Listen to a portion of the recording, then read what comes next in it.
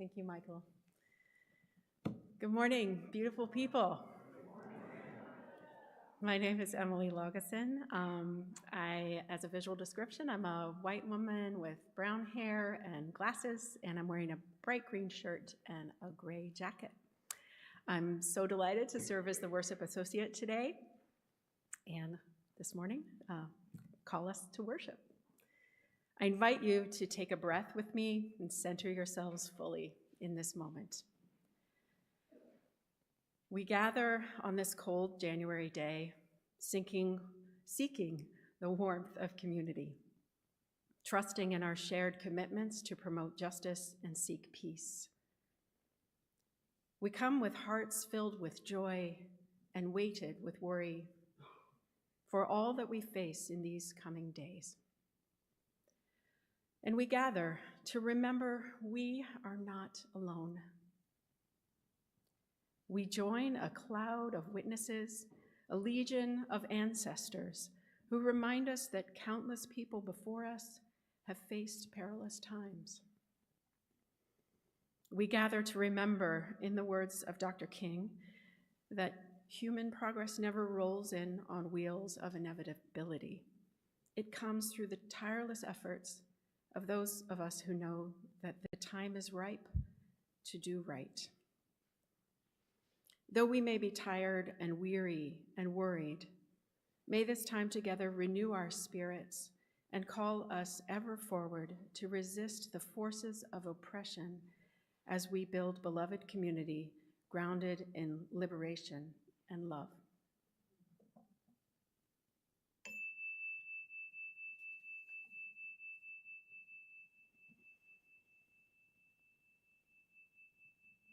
A flaming chalice has been one symbol of Unitarian Universalism for many decades, a symbol of hope, of reason, of the spark of the divine that shines in all of us. We join our siblings in faith each Sunday by lighting our chalice here in our sanctuary. For those joining us online, we invite you to light a flame wherever you are. And as we kindle our flame with these words, adapted from Reverend Paul Sprecher. We light this chalice in memory of those who have struggled for freedom, the persistence of those who struggled for justice, and the love of those who've built beloved communities.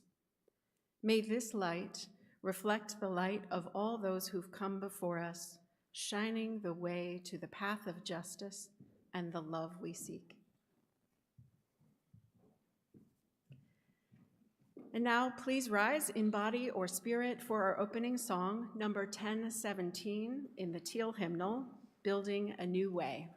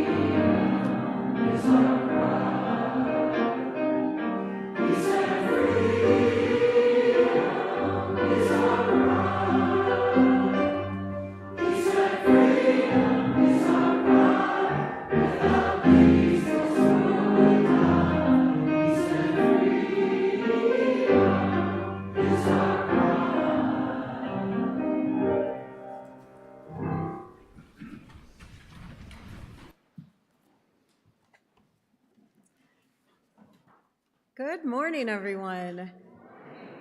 Welcome to the Unitarian Universalist Church of Urbana-Champaign. We are a people of many different ages, bodies, genders, histories, identities, and beliefs.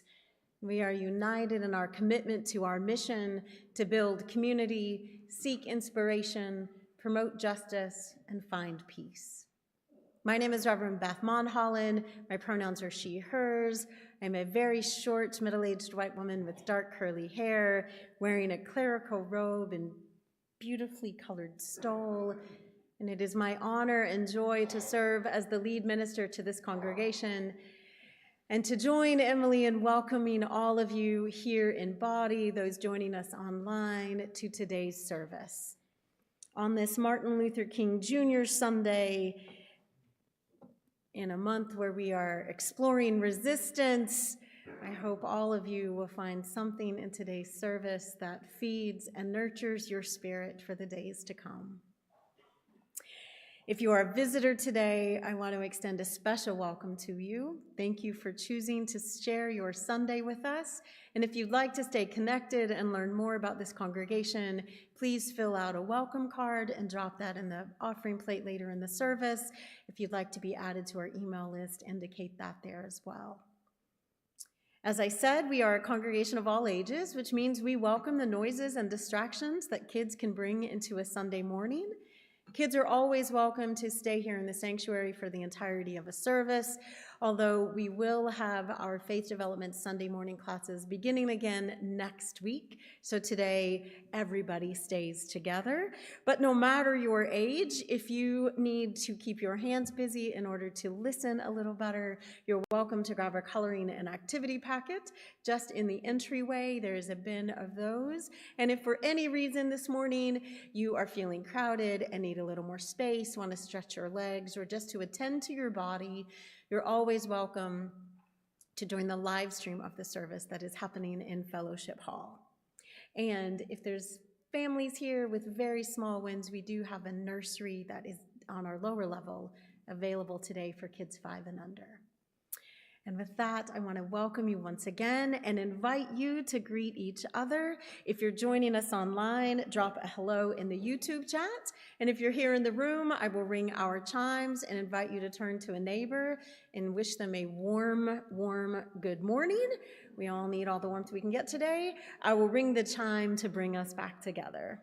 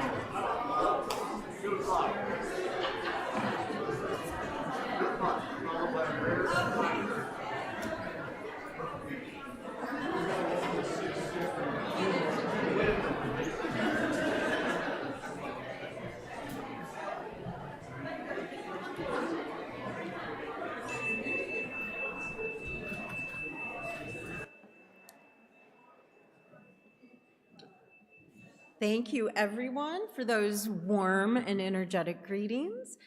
Everyone's invited to keep those conversations going immediately after service. In our fellowship hour, we have hot coffee and hot water and tea. There's a theme for me this morning, and lots of snacks. And we are grateful for our hospitality teams who make our Sunday morning fellowship possible.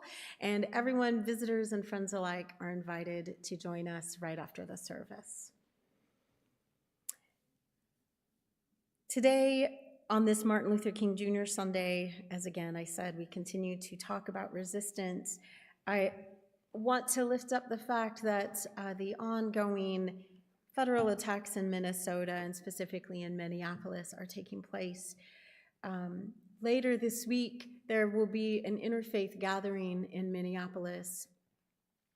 Echoing the call of Dr. King to invite people to come and witness the brutality in Selma, an interfaith group in Minneapolis has invited clergy from all over the country to come and bear witness in Minneapolis this week.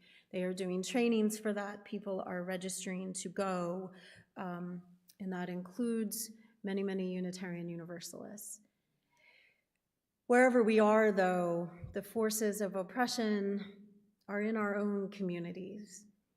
And we do not have to go to another city, although it is good when we do go and show up for other people, but we can witness and hold space and protect each other right here where we are. So whatever you are called to do in the coming days and weeks, whether it is to travel for others, to stay here in your community, to attend to your family, know that you, as our opening words said, join a cloud of witnesses in that work. And with that, I'd like to invite us into our embodied time of joys and sorrows. Whenever we gather, we know we bring all of who we are, our whole selves, into the spaces where we are. And when you come here to this church, we don't ask you to leave parts of yourself outside the church doors. So together as a community, we share our joys and sorrows as a way of building community together. If you have a joy and sorrow you'd like to share aloud later in the service after our offering, you can fill out a joy and sorrow card, or if you're online or just in the room and prefer electronic communication, email us at joysandsorrows@uucuc.org. Before we get there, though, I'll invite us to sing our blessing song, May the Longtime Sun.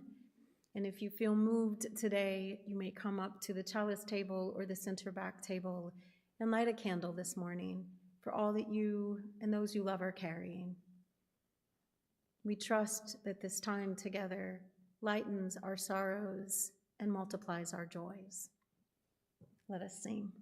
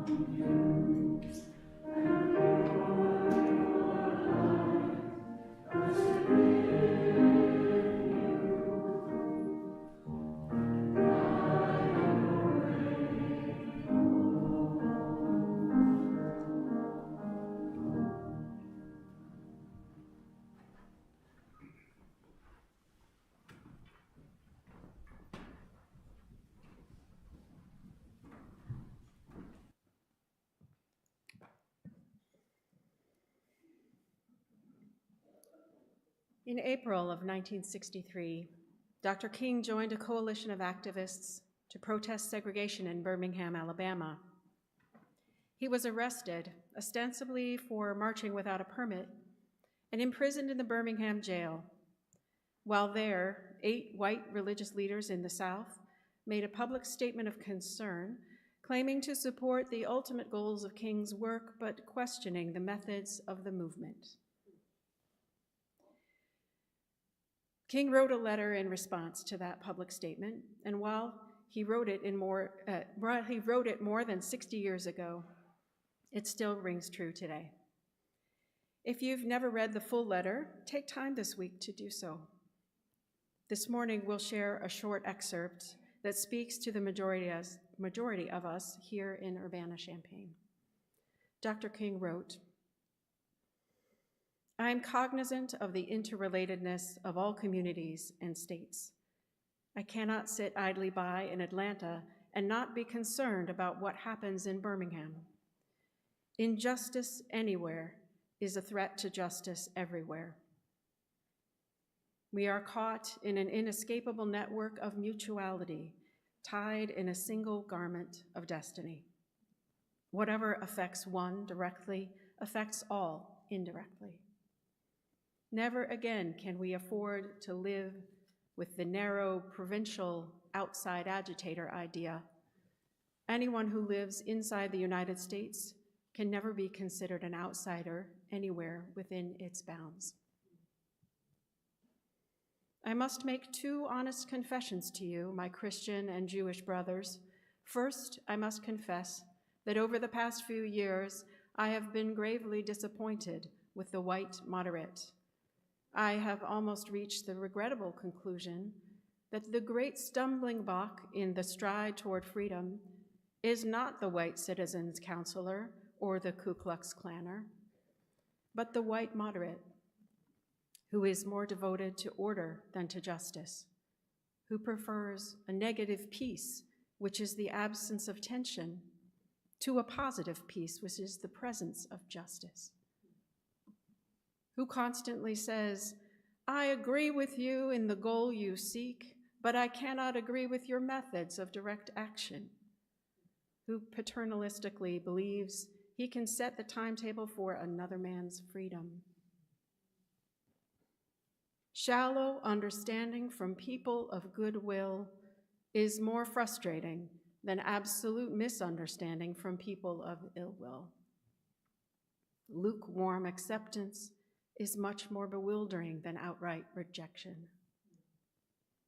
I had hoped that the white moderate would understand that law and order exist for the purpose of establishing justice, and that when they fail in this purpose, they become dangerously structured dams that block the flow of social progress. King went on to say, echoing the words of Henry David Thoreau that we heard last week, that people have a moral responsibility to disobey unjust laws.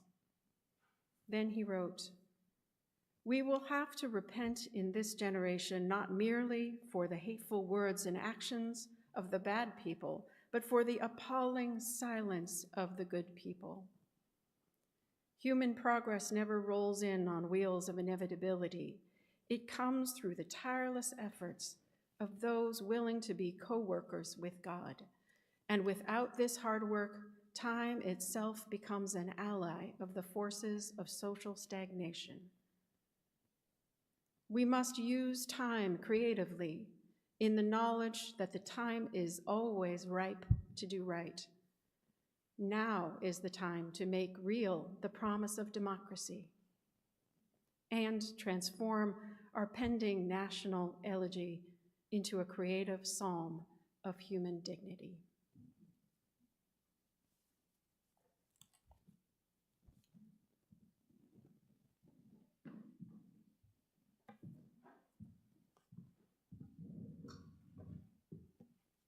Thank you, Emily. A creative psalm of human dignity. I love that phrase. As Emily said, that is from Dr. King's A Letter from a Birmingham Jail, written in 1963, although it certainly could have been written from any jail cell in America yesterday. I'm grateful that is one of King's writings that I just have saved on my computer and reread at least once a year as someone who used to consider myself a white moderate, although I don't know that many people would consider me moderate anymore. I always feel as if so much of that letter is talking directly to me. And so I'm grateful that we got to hear parts of it today. As we reflect on that, I want us to think about our own community here, and I'll make this attempted tie-in, a critical component to the civil rights movement, to any social movement for progress and transformation, is shared leadership.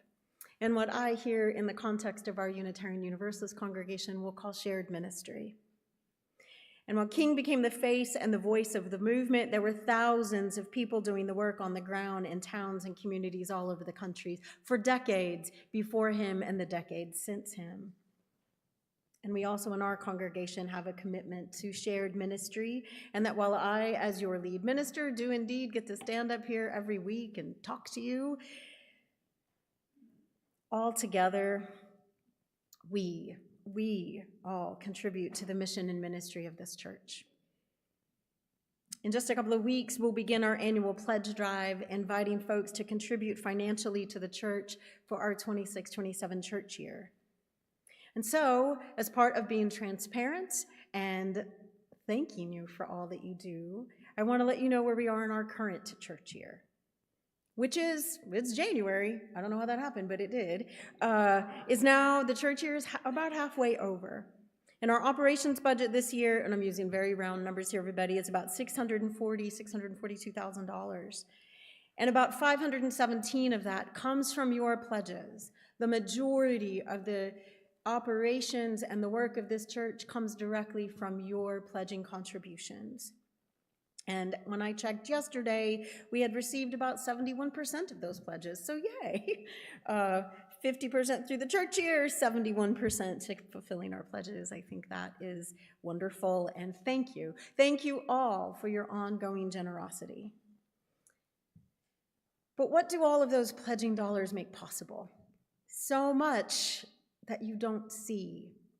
Like the work, again, of any organization and of any movement, we're like an iceberg. We only see the very top, and there's so much going on underneath.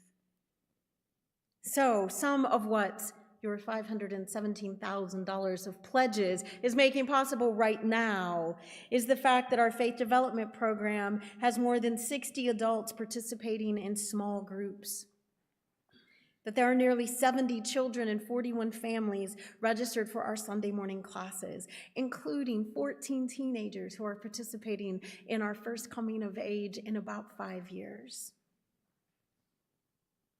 We are doing multi-age OWL classes, including adults and kindergarten and 4th and 5th graders. That takes a lot of training, a lot of facilitating. Our faith development program and our social justice program, our QUAC specifically, QUAC stands for, does everybody know, Queer UUs and Allies Coalition, yay! But they co-sponsored a common read in the fall that had nearly 40 people from within the congregation and beyond participating. Our Social Action Council includes not just QUAC, but teams that include the Immigration Justice Team, and they've been sponsoring Know Your Rights trainings and rapid response trainings. They've shown up for public protest and witness, and our Immigration Justice Team is working with on-the-ground local organizations to help our immigrant neighbors right now. Our Food Justice Team runs our Little Free Food Pantry with just a handful of volunteers and your generous donations. The Racial Justice Team has led lunch and learn events with dozens of people in attendance, and they contribute annually to our local NAACP. As a congregation, we as a congregation and also through QUAC continue to be a partner for Uniting Pride and our local Pride Fest. Quack hosts monthly events and get-togethers that have become all-ages community building at its finest. Our Congregational Life Council includes the hospitality teams, who I mentioned earlier, who do such an excellent job of bringing us together on Sunday mornings. Our Care Corps team, who sees to the physical and emotional needs of our most vulnerable members. And thanks to your pledging dollars, we have a membership coordinator now in the form of Alyssa Knights, who is also our AV coordinator. Thank you, Alyssa.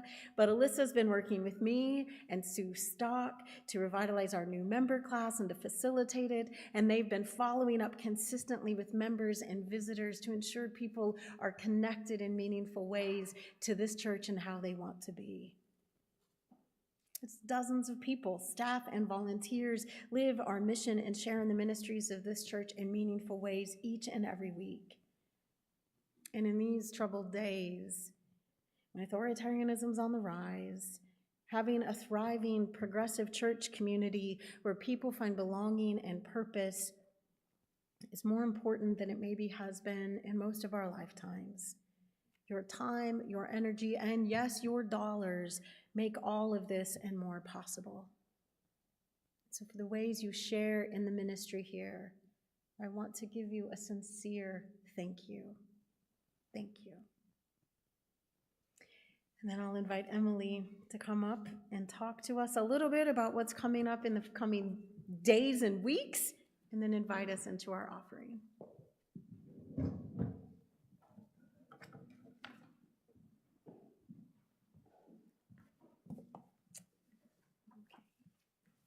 We live our mission at this congregation by connecting day to day and week to week through the opportunities both within and beyond our walls. We invite you to subscribe to and read our weekly e-news to stay up to date on all the activities offered through our Faith Development Program and our Congregational Life and Social Action Councils. This morning I want to highlight just a few things. Our food pantry is off to a great start with the new year, but we always need your contributions. Winter weather brings even more need for our neighbors dealing with food insecurity, and we hope to keep the pantry filled with a variety of basics in support of our local community. We are especially in need of proteins and canned fruits and veggies. You can bring donations to the bin by the south door, or even have items delivered to the church. Our next Bring a Friend to Choir night is coming soon. If you've been curious about singing in a choir, then come sing with us on Wednesday, February 11th from 7 to 8:30 p.m. in the sanctuary right here. MR invites you to join your friends in the UU choir to see if this might be the right fit for you. Sunday morning faith development classes begin next week. If your family is new to our Sunday morning programming, your kids are still welcome to attend. Just register in Realm or talk to Kelly Skinner, our Director of Faith Development. And our OWL, Our Whole Lives, sexuality education classes are open for registration for K1 and grades 4-5. A family orientation will be held next Sunday from 12:30 to 2:30. Read more details about these and other events in our e-news, and check out the full calendar of events in Realm. Each Sunday, in recognition of our very real interdependence and reliance on each other, we pass the plate and share our offering with an organization doing the work of justice in the world. Our shared offering partner for January is Planned Parenthood of Illinois, which continues to provide medical services and community education and outreach for thousands across our state. As reproductive health and gender-affirming care face constant attacks at the national level, Planned Parenthood of Illinois remains a beacon of care in our region. You can give through Realm and via the online portal on our website, or if you're here in the sanctuary, the basket will be passed and checks can be made out to UUC, and in the memo put shared offering. Half of all non-pledged donations will go towards sustaining the work of the church, and the other half will go directly to our shared offering partner. The choir will come forward for our offering music, and as the music begins, our ushers will pass the plate. We invite you to give whatever is generous for you, And this is also the time to submit a shared written joy or sorrow.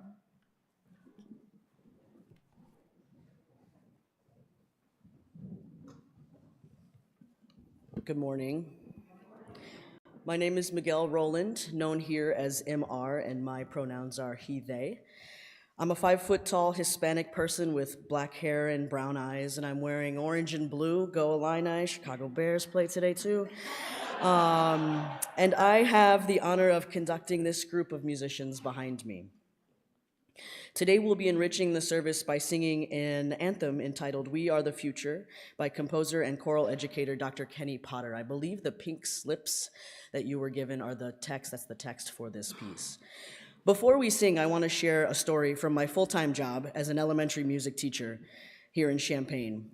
This week, my students have been reading the book, We Shall Overcome, the Story of a Song. And in reading that, we've learned the song also, and written our own verses. Even my kindergartners have been doing this activity. These kids have inspired me immensely, and when I was reminded that Reverend Beth would be talking about Ella Baker later, my two worlds collided in the most amazing ways. I had 5-year-olds writing, "We shall power through," and 5th graders saying, "We shall stand for others," so they get it.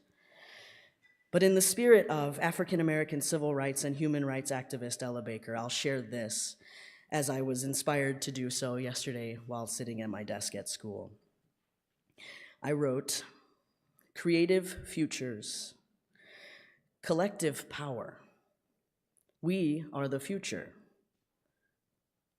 Not yesterday, not someday, not tomorrow, but now. I am because we are, and because we are, we build and grow together." Please enjoy "We Are the Future" by Kenny Potter.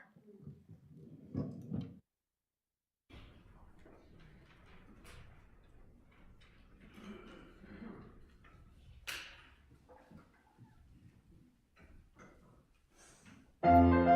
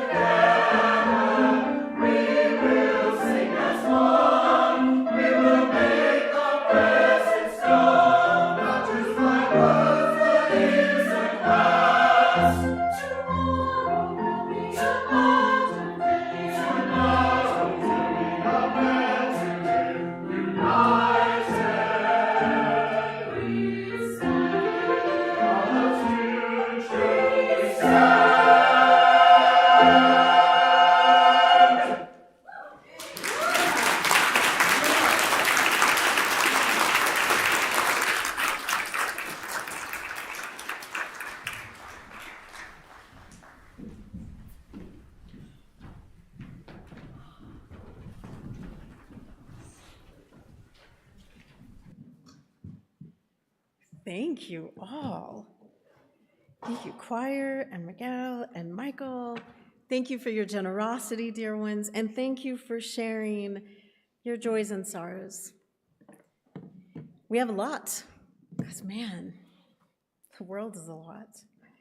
I'll start online, and if you still have a card or an email you'd like to send, please do. For me and Bear, I am sorrowful, as I know we all are, that Reverend Dr. King's Birmingham letter is still relevant today. A joy from Nick Cargo, grateful for community members in my hometown of Minneapolis who are finding courage, compassion, rage, and even humor and joy in the face of tyranny. Amen. Sorrow from Andrea Herzog, feeling such sorrow for what's happening in Minneapolis and other places, also feeling proud of our son who lives there and is finding ways to get involved, including a resistance in singing. Oh, if you all haven't seen that, it's amazing.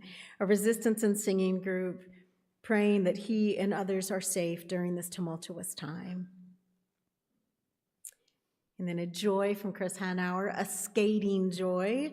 Joy to the many people who came to last week's UU skate party.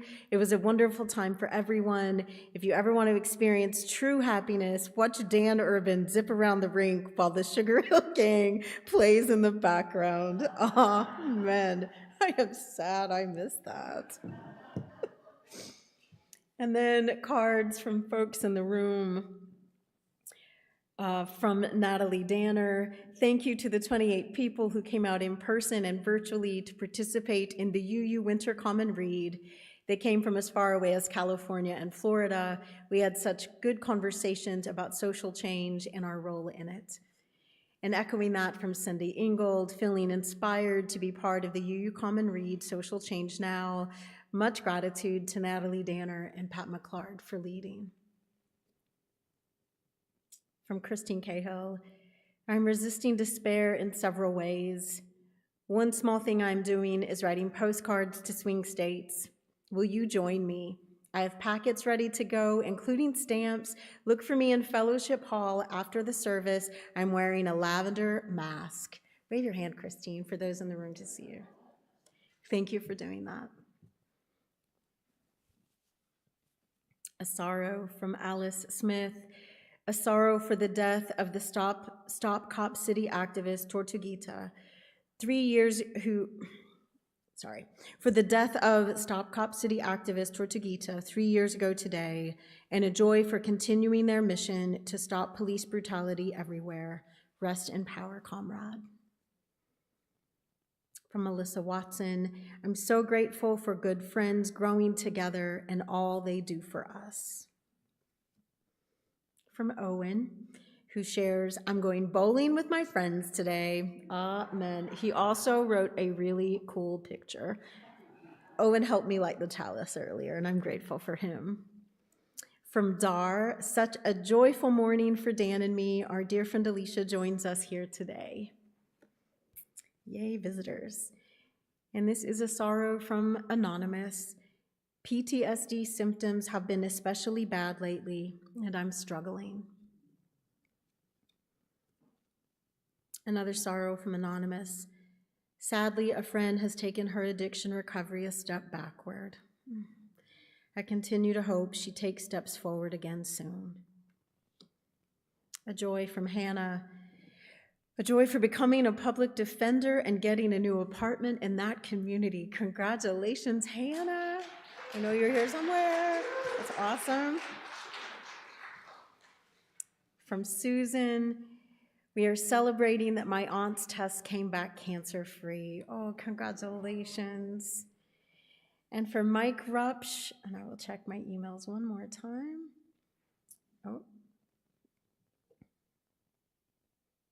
From Mike Rupsh, a joy for the venerable monks that are walking for peace from Texas to DC, along with their dog Aloka.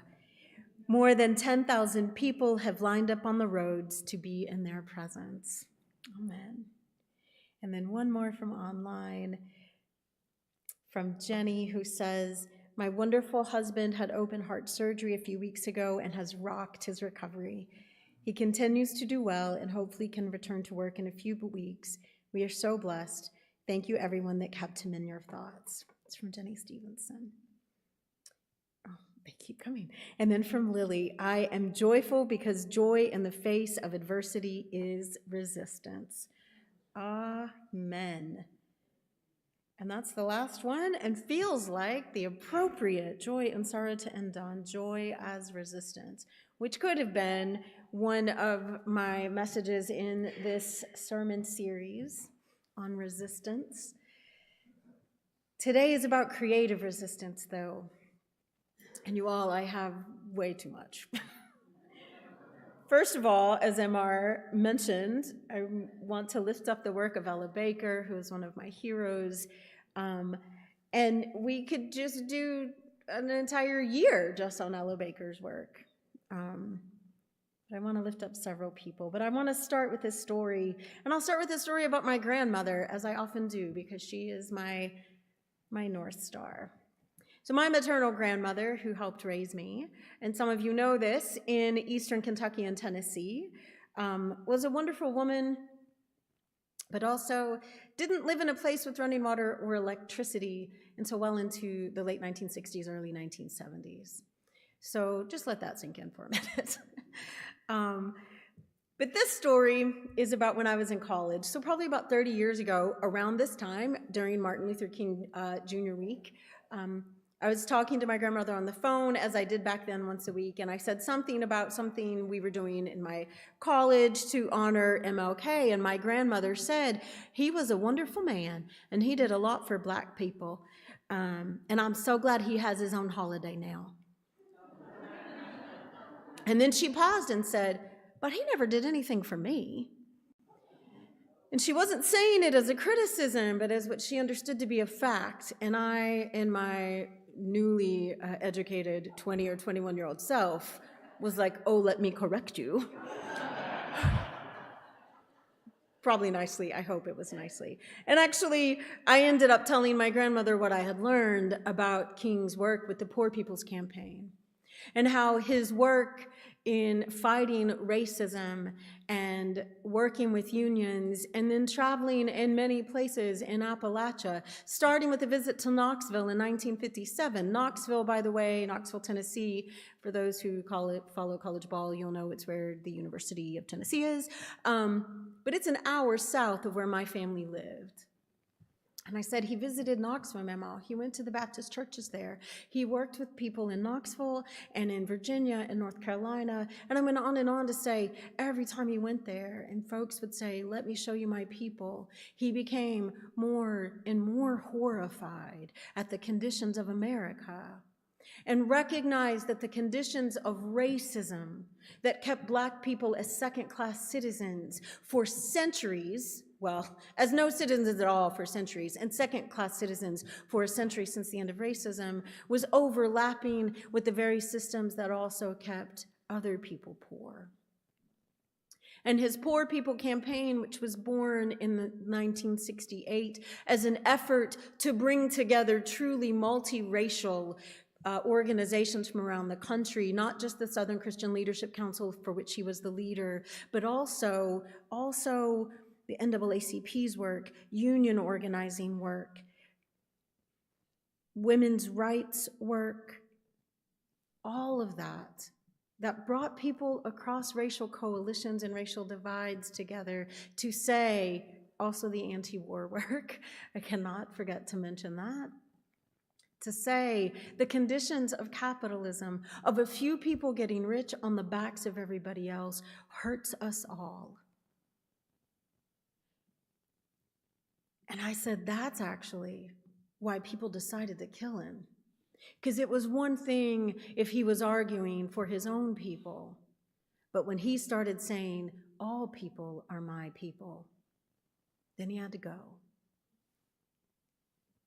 And my grandmother, after whatever lecture lesson I gave her on the phone from her spot in eastern Tennessee, said with wonder, I did not know that.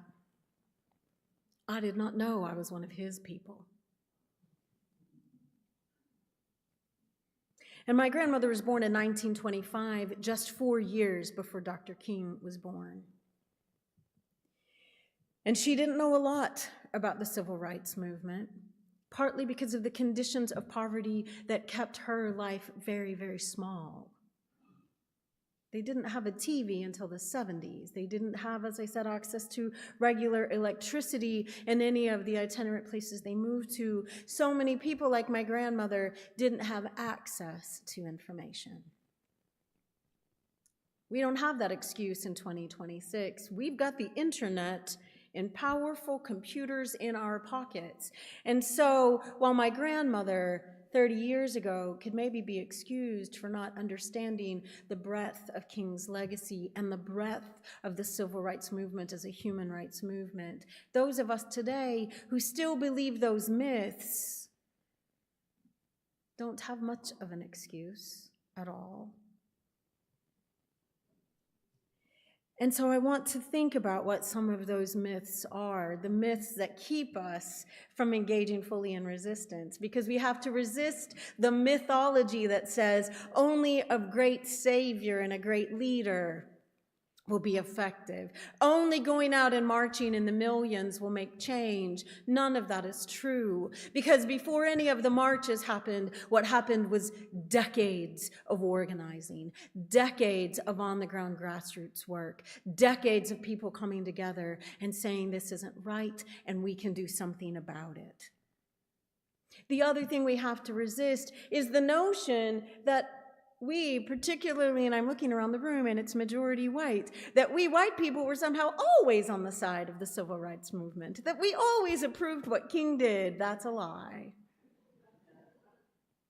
The majority of white people and a slight majority of black people in polls throughout the 1960s disapproved of the civil rights movement, disapproved of King's work, and like those leaders, those Southern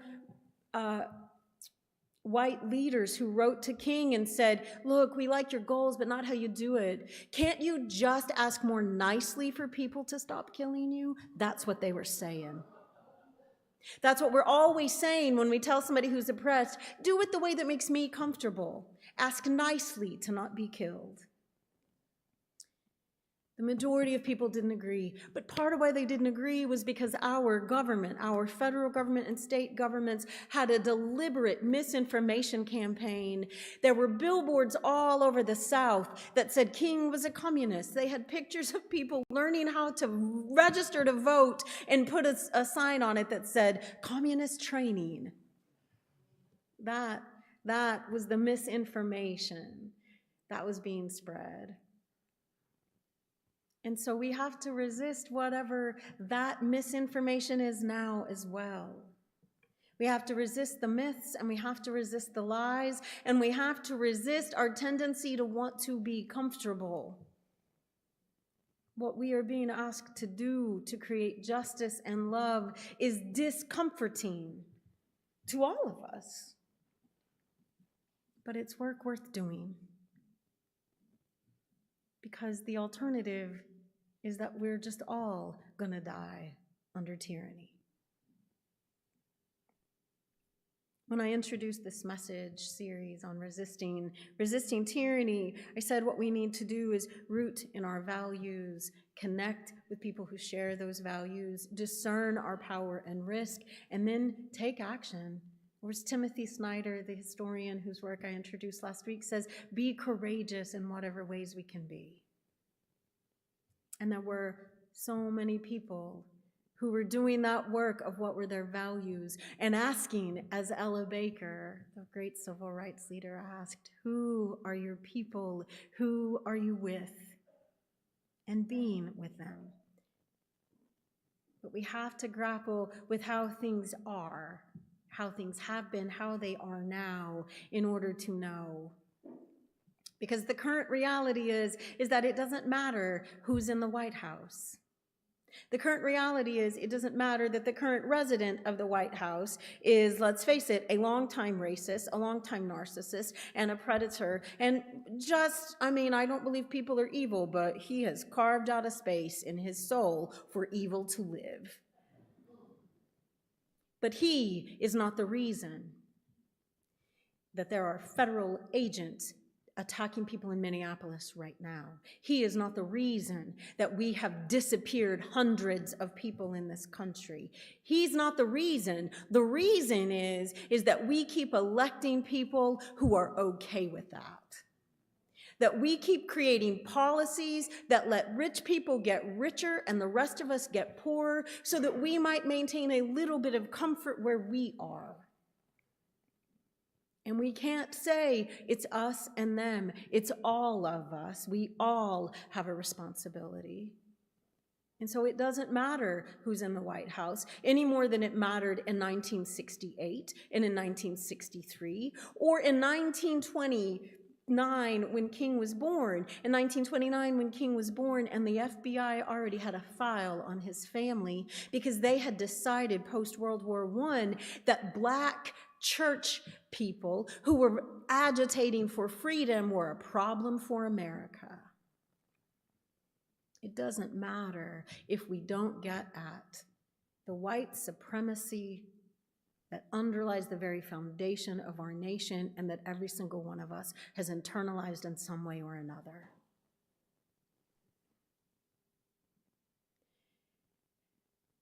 Martin Luther King himself talked about this very thing in his eulogy for Unitarian Universalist minister Reverend James Reeb, who was killed at Selma in 1963. And in that eulogy, King said, "We're asking who killed him, but the better question is what killed him." And he went on to answer that by saying, James Reeb was murdered by the indifference of every minister of the gospel who's remained silent behind the safe security of stained glass windows.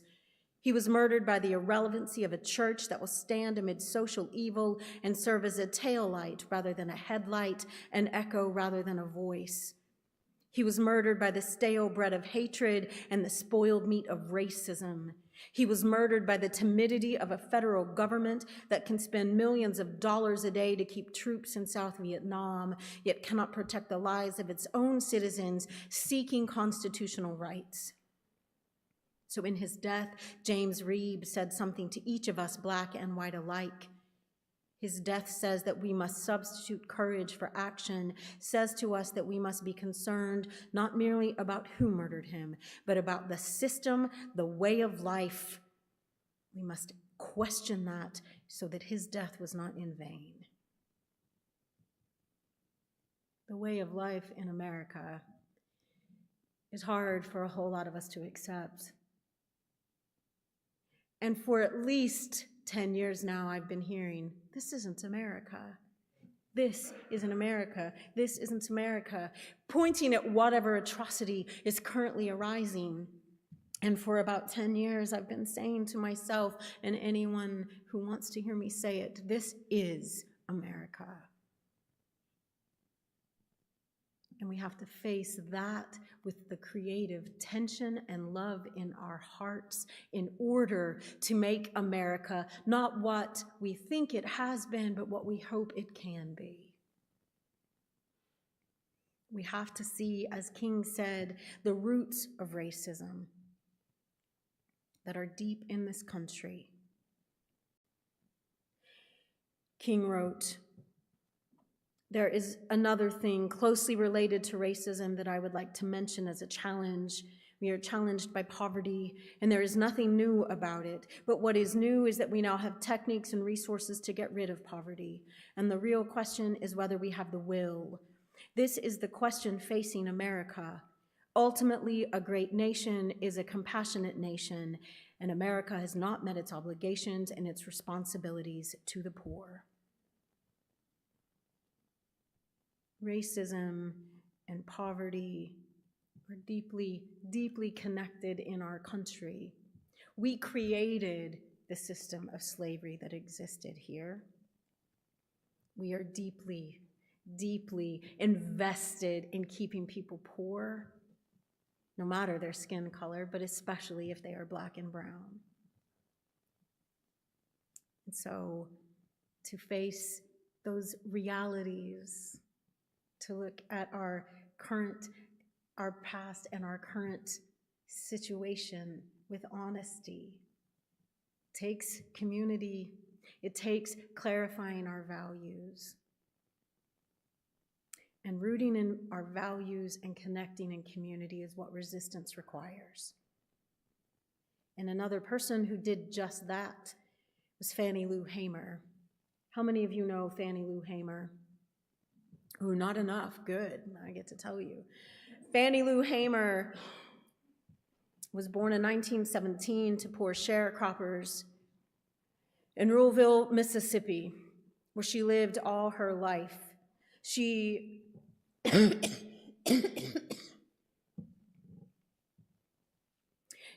loved school, won spelling bees, and memorized poetry she would recite to her family. But in 6th grade, she had to stop attending school so that she could go work in the cotton fields and pick cotton with her family so they could survive, so that they could stay on that land.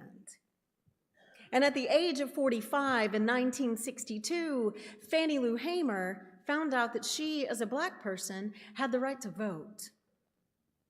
And the only way she found that out is because she attended an organizing meeting that was held by the Student Nonviolent Coordinating Committee and a Freedom Ride event.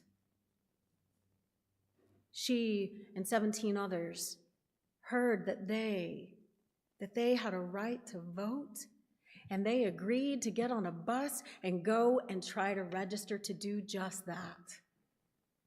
And then they were arrested and beaten, and Fannie Lou Hamer was beaten so badly that she was partially disabled for the rest of her life.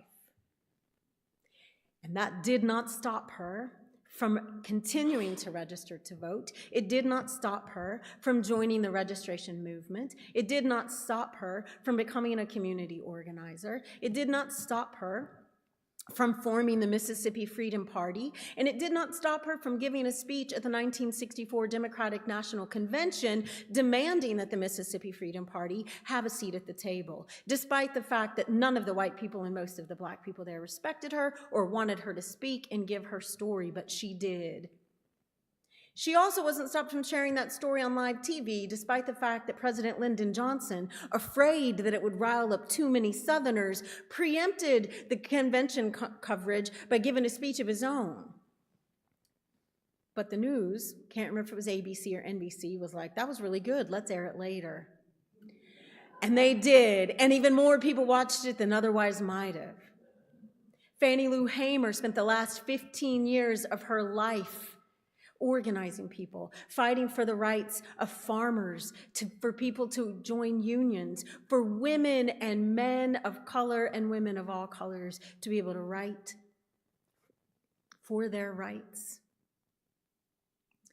She was beaten, she was lied to all her life, and once she was told the conditions that she was in, she did something about it. And wherever Fannie Lou Hamer showed up to speak, whenever she gathered with people, she was always singing, she was quoting the Bible, and taking stories of her own and other people's, and creatively sharing them to say, you can't look away from this.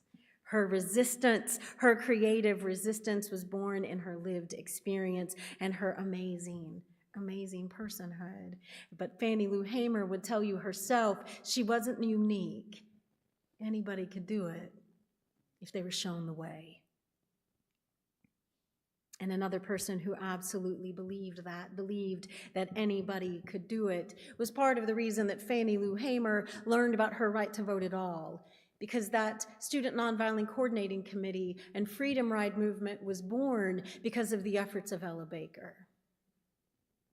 And Ella Baker was born also to a poor Black family raised in North Carolina. They were a little more well-to-do, and she was able to finish high school and go to Shaw University, which was a Black college.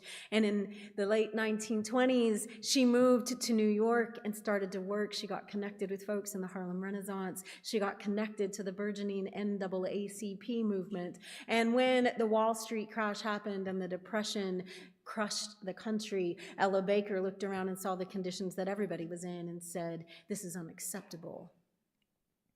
And in her organizing work, she eventually became one of the first field secretaries for the NAACP. She toured all over the Deep South as a young woman, making connections, listening to people, building networks of care. She was so successful at her work that she eventually became the national director of branches for the NAACP and was based in New York for 3 years, but got a little restless, a little tired with the bureaucracy, a little missing the grassroots on the ground talking to people. So when she got an invitation to move to Atlanta and join a brand new organization that was forming, something called the Southern Christian Leadership Council, led by a young, barely known preacher named Martin Luther King Jr., she said, "I'll bring my leadership skills to you." And so for 3 years, she worked for the Southern Christian Leadership Council, doing the same work she had done, touring the South, building connections across difference through churches and social and civil organizations.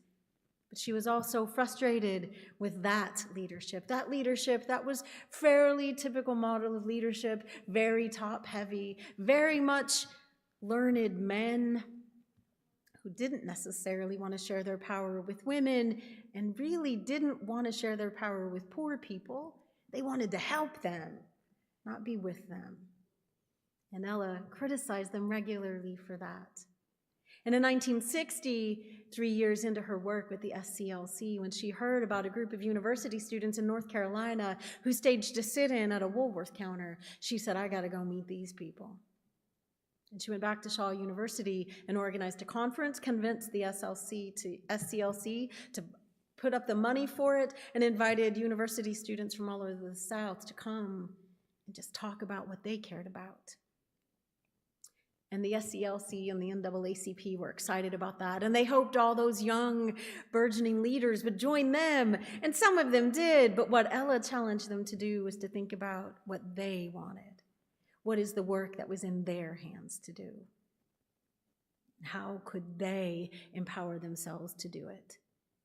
And out of that conversation, she became not a leader, but a mentor to the group of people who formed the Student Nonviolent Coordinating Committee. And it was that group of young people, young Black college students in the South, who said, "You know what we need? We need freedom rides where we'd ride around in the South and educate our people about what their rights are. Or we tell them, you have a right to vote, you have a right to be a full citizen of this country. That's what we want to do." And so SNCC, as they were called, and the Freedom Rides happened partly because of Ella Baker's leadership, and because SNCC got formed, Fannie Baker was able to hear at the age of 45 that she too had a right to be a citizen in America. The creative work of Ella Baker, of Fannie Lou Hamer, of King, and of all the people that surrounded them, of people whose names we don't know, continue to inspire. But I don't want us to think it's just in the past. There are people today, activists today, organizers today, carrying on the legacies of King, of Hamer, and of Baker. Baker became connected and supported Angela Davis, who is an ardent abolitionist, an architect of the contemporary abolitionist movement. And those leaders point to Ella Baker, because Ella would say often that strong people don't need strong leaders. And she didn't mean that a movement could be leaderless. She just meant it could be leaderful. That you could decide for yourself what is the work that is important for your community, and that might be different in Birmingham than it is in Minneapolis, than it is in Urbana-Champaign. Because in all of it, we're still facing a system that doesn't want you to change it. Ella said, getting people to see the realities of what they lived with, getting them to see a system at all, was part of her work, her ongoing work until she died in 1986. Part of her job, she said, was to help people understand that violence was part of their lives, even if they didn't name it that way. That denying people the right to vote was violent. Keeping people poor was violent. Keeping people uneducated was violent. Defunding healthcare is violent. Defunding education is violent. Too often we name violence as just the gunshot in the street, and that is violent enough, my friend, but the system itself is violent. So when we name it that and we come together with people who share our values, then we can address it. One of the things that King came to realize, that Baker herself often said, is that the federal government isn't going to save us. That laws alone won't, marching alone won't,